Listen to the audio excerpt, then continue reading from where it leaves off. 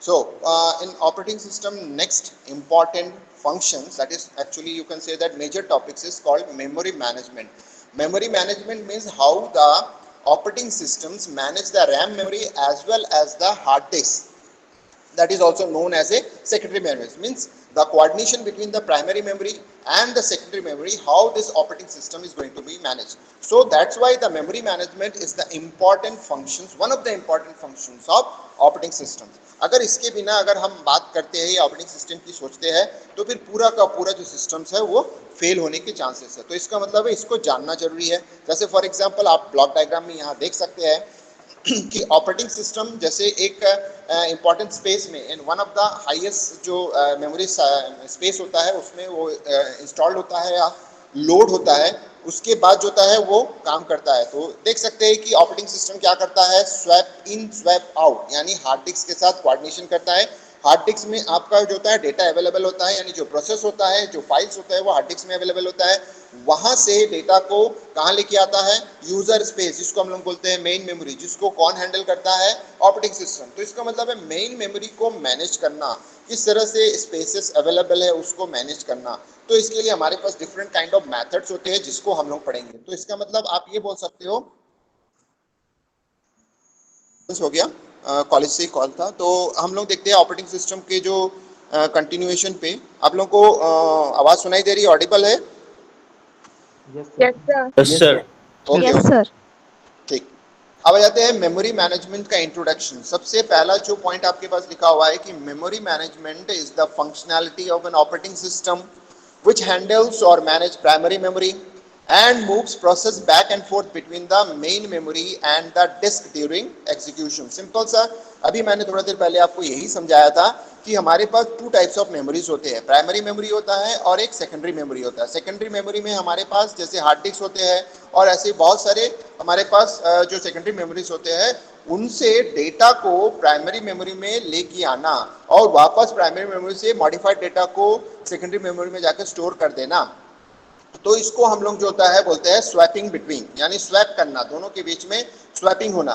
तो ये जो स्वैपिंग प्रोसेस है, यानी एक प्रोसेस को हार्ड डिस्क से लेके आना है और मेन मेमोरी में स्टोर करना, फिर मेन मेमोरी से डेटा को लेके हार्ड डिस्क में वापस स्टोर कर देना, इसी को हम बोलते हैं मेमोरी मैनेजमेंट प्रोसेस. सो ये चीजें जो होता है ऑपरेटिंग सिस्टम अपने अंडर कंट्रोल में करती है. तो सबसे पहला पॉइंट वही बता रहा है. सेकेंड पॉइंट आपको ये बता रहा है कि memory management keeps tracks of each and every memory location regardless of either it is allocated to some process or it is free.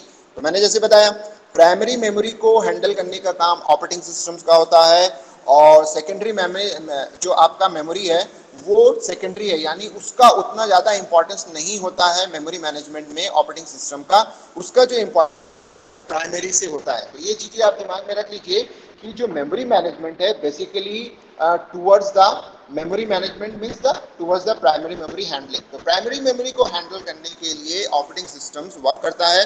तो इसका मतलब होता है कि मेमोरी मैनेजमेंट में प्राइमरी मेमोरी से रिलेटेड जो भी चीज़ें होती है कि सपोज कर लो कोई प्रोसेस इंस्टॉल मतलब अपलोड हुआ है प्राइमरी मेमोरी में, उसके बाद कोई जगह खाली है तो उसका इन्फॉर्मेशन रखना है, कितना जगह कितना प्रोसेस को दिया गया है उसका इन्फॉर्मेशन रखना है, यानी पूरे के पूरे प्राइमरी मेमोरी के जो स्ट्रक्चर्ड होता है related to the allocated space and non allocated space means free space, इसके बारे में जो एनालिसिस है, इसके बारे में जो डिटेलिंग होता है the memory management keeps track, यानी इसको अपने पास कीप करके रखता है, इसका इन्फॉर्मेशन उसके पास होता है. तो जैसे ही नया कोई प्रोसेस आता है तो फिर अवेलेबल स्पेस में से वो उसको असाइन करता है या फिर उसके लिए अरेंज करता है. तो ये चीज़ें होती है. सेकेंड पॉइंट में आपको बता रहा है. थर्ड पॉइंट में बताया गया है कि it checks how much memory is to be allocated to process. तो इसका मतलब होता है जैसे कोई नया प्रोसेस आता है तो वो चेक करता है कि उसके पास अभी फ्री मेमोरी या अवेलेबल मेमोरी कितना है कि वो जो process is coming to come to an uploading, यानी अपलोड प्रोसेस में आता है या लोड होना चाहता है तो how much spaces are there. अगर स्पेसेस अगर है, अगर कंटिन्यूअस फॉर्म में है तो उसको प्रोवाइड कर देगा. अगर सपोज कर लो फ्री स्पेस जो होता है नॉन कंटिन्यूअस मोड में है, यानी चंक फॉर्म में, यानी कहीं कहीं छोटे छोटे जगह में स्पेसेस है, तो फिर ऐसे केस में एक प्रोसेस को असाइन नहीं कर सकता, क्योंकि एक प्रोसेस तभी अपलोड हो सकता है या मेमोरी में आ सकता है जब उसके पास कंटिन्यूअस लोकेशन हो. तो ये कंटिन्यूअस लोकेशन ना होने की वजह से ये जो होता है प्रोसेस काम नहीं करता है. तो उस वजह से आपको मैं यही बता रहा हूँ कि जो भी प्रोसेस आता है उसके बारे में उसका पूरा इंफॉर्मेशन रहता है कि प्रोसेस को कितने मेमोरी रिक्वायर्ड है, उसके बाद प्राइमरी मेमोरी में चेक करता है, अवेलेबल स्पेस को फिर मतलब एलोकेट करता है। और सेकंड लास्ट पॉइंट में होता है, बताया है कि it decides which process will get memory at what time. तो इसका मतलब है जैसे अभी इससे पहले वाले पॉइंट में बताया है कि कितना प्रोसेस मतलब कौन सा प्रोसेस कितने मेमोरी लोकेशंस के साथ चल रहा है, यानी कितना उसका रिक्वायरमेंट है, उस हिसाब से देख रहा है कि उसके पास जितने सफिशिएंट अमाउंट ऑफ मेमोरी है वो उसके लिए अभी नहीं है, उसके लिए एक छोटा सा अमाउंट ऑफ मेमोरी चाहिए जो कि एक प्रोसेस एलोकेट करके रखा है जो कि सीपीयू में रन हो रहा है। यानी वो प्रोसेस जैसे ही सीपीयू से बाहर आता है तो वो मेमोरी फ्री हो जाएगा, फिर जो वेटिंग में आपके पास प्रोसेस है जिसको मेमोरी एलोकेट करना है उसको दे सकते हैं। तो इसका मतलब होता है कि वही डिसाइड करता है, ऑपरेटिंग सिस्टम का जो मेमोरी मैनेजमेंट फंक्शन होता है यही डिसाइड करता है कि कब कितने समय में किसी प्रोसेस को मेमोरी असाइन करना है। तो ये सारा का सारा एनालिसिस मेमोरी मैनेजमेंट करता है। Next one is called it keeps track whenever some memory gets freed or unallocated and correspondingly it updates the status। इसका मतलब होता है कि इन सब चीजों के बारे में, जिन चीजों के बारे में मैंने बताया है कि एक प्रोसेस कितना मेमोरी लेता है, कौन से लोकेशन बिजी है, कौन सा लोकेशन जो होता है फ्री है, इस तरह से वो एक डेटा स्ट्रक्चर मेमोरी मेंटेन करता है जिसमें सारा इंफॉर्मेशन रहता है कि कौन से कितने पोर्शन से लेके कितने पोर्शन का लोकेशन एलोकेटेड है, कौन से फ्री है। यानी अगर मान लो कोई प्रोसेस या कोई प्रोसेस रन करके वापस खत्म हो जाता है उसका एग्जीक्यूशन, तो वो एक मेमोरी लोकेशन फ्री करता है। तो जब वो मेमोरी लोकेशन फ्री करता है तो उसके स्टेटस को भी चेंज करता है कि अभी ऑक्युपाइड था अब अनऑक्युपाइड हो गया है, यानी वो फ्री हो गया है, अनएलोकेटेड हो गया है, फिर उसको एलोकेट करना है। तो यानी सारे मेमोरी का जो इंफॉर्मेशन होता है, एलोकेशन, डी एलोकेशन या एलोकेशन, अनएलोकेशन या लोकेटेड, यानी एक्टिवेट है, एक्टिव मेमोरी है या फिर पैसिव मेमोरी है, ये सब चीजें होता है, या ऑलरेडी इंगेज है, इस तरीके का इंफॉर्मेशन वो रखता है स्टेटस के मेंटेन कर, यानी स्टेटस फॉर्म में रखता है। तो ये मेमोरी मैनेजमेंट का जो इंट्रोडक्शन का ये इतने सारे पॉइंट्स है। अब नेक्स्ट पॉइंट में हम लोग देखते हैं the utilisation and performance of several process to single processor. तो इसका मतलब होता है यानी हम ये सिंगल प्रोसेसर के बेस पर हम बात कर रहे हैं कि उसका परफॉर्मेंस या उसका यूटिलाइजेशन कैसे होगा, यानी आपको मैक्सिमम यूटिलाइज करना है और मैक्सिमम परफॉर्मेंस प्रोवाइड करना है by using CPU. Memory management को इस तरह से मैनेज करना पड़ेगा। क्यों? क्योंकि आपका सारा का सारा प्रोसेस जब रेडी क्यू में जाता है तो उससे पहले वो मेन मेमोरी में आके स्टोर होना जरूरी है। अगर मेन मेमोरी में आके स्टोर नहीं होता है तो फिर वो रेडी क्यू से सीपीयू में नहीं जाएगा। तो हमने पढ़ा था सीपीयू शेड्यूलिंग में किस तरह से काम होता है। अब यहाँ पे इंपॉर्टेंट होता है कि सीपीयू के मैक्सिमम यूटिलाइजेशन के लिए, यानी कोई एक प्रोसेसर है जिसमें हमको उसके परफॉर्मेंस को हाई करना है, उसके यूटिलाइजेशन को हाई करना है, तो फिर मेमोरी मैनेजमेंट का बहुत ज्यादा इंपॉर्टेंट रोल होता है। नेक्स्ट पॉइंट में बताया है कि this is achieved by keeping all the process in primary memory. जैसे अभी मैंने आपको बताया कि अगर सीपीयू से मैक्सिमम यूटिलाइजेशन करना है, यानी सिंगल सीपीयू बेस्ड, यानी अगर आपके मशीन में सिंगल प्रोसेसर है तो उसके बेस की बात कर रहे हैं कि उसको अगर हाई परफॉर्मेंस देना है तो फिर हमको क्या करना पड़ेगा, आपके जो डेटा है उसको सेकेंडरी मेमोरी से उठा के आपको प्राइमरी मेमोरी में रखना जरूरी है। तो आपको समझ में आ गया इंपॉर्टेंस क्या है। अगर हम डेटा को सेकेंडरी मेमोरी से प्राइमरी मेमोरी में स्टोर करते हैं तो इसका मतलब है you required memory management, operating system फिर एक्टिवेट हो जाता है और फिर काम करने लगता है। नेक्स्ट पॉइंट में बताया था sharing memory is very essential to improving the performance of CPU. तो इसका मतलब होता है कि अगर आपके पास मेमोरी अवेलेबल है, फ्री मेमोरी अवेलेबल है बट कंटिन्यूअस नहीं है, तो उसको हम शेयर कैसे करेंगे, उसको हम किस तरह से अरेंज करें कि जिससे कि हमारा मेमोरी जो प्रोसेस है वो उसमें एग्जीक्यूट करे। तो इसका मतलब होता है कि जो मेमोरी अवेलेबल है उसको शेयर करना अमंग द डिफरेंट जो प्रोसेस है उसमें। तो ये एक इंपॉर्टेंट एंड एसेंशियल पार्ट होता है जिससे कि आपका सीपीयू का परफॉर्मेंस बढ़ जाएगा, क्योंकि सीपीयू तो हमेशा वेट करता है जॉब का, जॉब मतलब प्रोसेस का। तो प्रोसेस जब तक मेन मेमोरी में स्टोर नहीं होगा तब तक वो रन नहीं कर सकता है। तो इसका मतलब है प्रोसेस को सेकेंडरी मेमोरी से प्राइमरी मेमोरी में लाना, यानी प्राइमरी मेमोरी में लाने का मतलब होता है कि मेमोरी को मैनेज करोगे तभी आप उसको ला सकते हो, क्योंकि स्पेस अवेलेबल कराना है फिर ला सकते हो। तो इसका मतलब सारी चीजें आपस में कनेक्टेड है कि सीपीयू में अगर आपको हाई परफॉर्मेंस चाहिए तो फिर प्राइमरी मेमोरी को उस तरह से मैनेज करना पड़ेगा। तो यानी शेयरिंग जो ऑप्शंस है वो आपको क्या करना पड़ेगा, इंक्रीज करना पड़ेगा।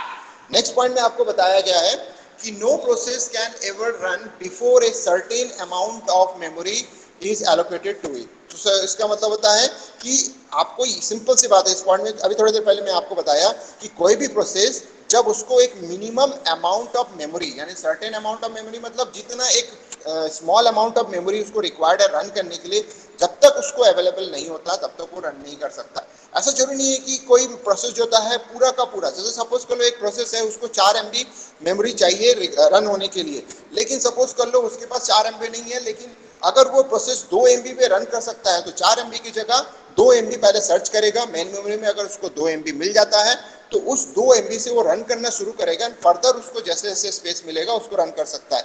ये भी होता है। तो यही पॉइंट जो होता है सेकेंड लास्ट पॉइंट जो ये बता रहा, एक बार रिपीट कर रहा हूं, no process can ever run before a certain amount of memory is allocated. तो इसका मतलब है एक मिनिमम अमाउंट ऑफ मेमोरी जब तक उसको नहीं मिलता है तब तक वो रन स्टार्ट नहीं करेगा। आप उसको जबरदस्ती स्टार्ट नहीं करेगा, मतलब आप कर ही नहीं सकते, क्योंकि ये सारा चीजें जो सिस्टम के अंदर काम करता है, क्योंकि उसको उतना मिनिमम रिक्वायरमेंट चाहिए तभी वो स्टार्टअप ले सकता है। ठीक है, बहुत सिंपल से एग्जांपल है, जैसे कि अगर सपोज कर लो आपके गाड़ी में पेट्रोल खत्म हो गया, तो देखिए हो गया कि कई लोग आप क्या करते हैं कि एकदम पेट्रोल जीरो हो गया, कुछ नहीं दिख रहा, तो वो क्या करता है, उसका जो एक मिनिमम अमाउंट ऑफ जो पेट्रोल उनके पाइप्स में रहता है, तो उसके कारण से वो क्या करता है, अपने बाइक को टिल्ट करता है और फिर उसको स्टार्ट करके मिनिमम वो आधा किलोमीटर कम से कम चले जाता है, 1 किलोमीटर चले जाता है, जिससे कि उसको पंप मिल जाता है। तो आपको समझ में आ रहा है कि बाइक को स्टार्ट करने के लिए मिनिमम जितने हमको लिक्विड चाहिए, पेट्रोल चाहिए, वो अगर आपके अवेलेबल है तो वो उससे आपका गाड़ी स्टार्ट हो जाएगा और आप जो होता है कहाँ पहुंच जाओगे, फिलअप करने के लिए पहुंच जाओगे। तो this is the best example जिसमें आपके पास है कि मिनिमम रिक्वायरमेंट के हिसाब से आपको चला। लास्ट पॉइंट में क्या बता रहे हैं, the overall resource utilisation and other performance criteria of a computer systems are largely affected by the performance of memory management। तो यानी जितनी चीजें मैंने आपको बताया है, मैंने तो एक छोटे से एस्पेक्ट में बताया सीपीयू के बारे में कि सीपीयू की यूटिलाइजेशन, सीपीयू के परफॉर्मेंस को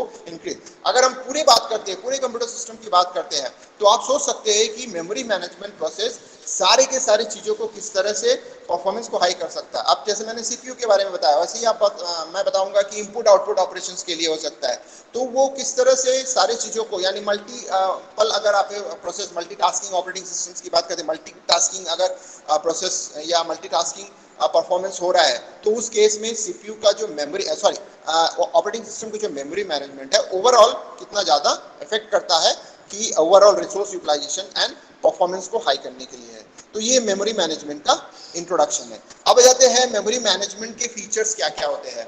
सबसे इंपॉर्टेंट फीचर्स होगा, क्योंकि अगर हम प्राइमरी मेमोरी को एक्सेस करने की बात करते हैं तो we required some kind of protection and some kind of different, तो उसके लिए हमको एक प्रोटेक्शन जो फंक्शनैलिटी है उसको प्रोवाइड करना पड़ेगा। आगे क्या लिखा हुआ है देखिए, there address space must be save by memory management scheme.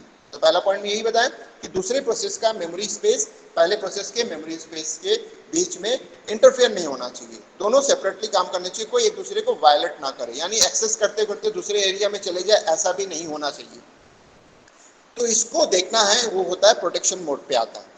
An active process, second point में बता रहा है कि an active process should never attempt to access wrongly or maliciously and destroy the content of each other address। जो मैंने अभी समझाया तो वही चीज होता है कि एक प्रोसेस जो होता है, मान लो एक्सेस करते करते दूसरे प्रोसेस के एरिया में चले गया और वहां के डेटा को गलती से उठा के ला लिया, तो वहां के डेटा को गलती से डिलीट कर लिया, तो ये तो बहुत बड़ा ब्लंडर मिस्टेक्स हो जाएगा। तो इसके कारण से जो सारा प्रोसेस जो होता है या जो प्रोसेस हो वो करेक्टली काम कर रहा है, फिर वो मेल फंक्शनिंग करने लगेगा। तो इस चीज को संभालने के लिए हमको एक प्रोटेक्शन यूज करना पड़ता है, एक प्रोटेक्शन मोड देना पड़ता है, जिससे कि अगर पहला वाला प्रोसेस वायलेट करता है तो उसको प्रोटेक्ट कर दिया जाता है, उसको अलाउ नहीं करते कि आप वहां नहीं जा सकते। तो ये होता है प्रोटेक्शन।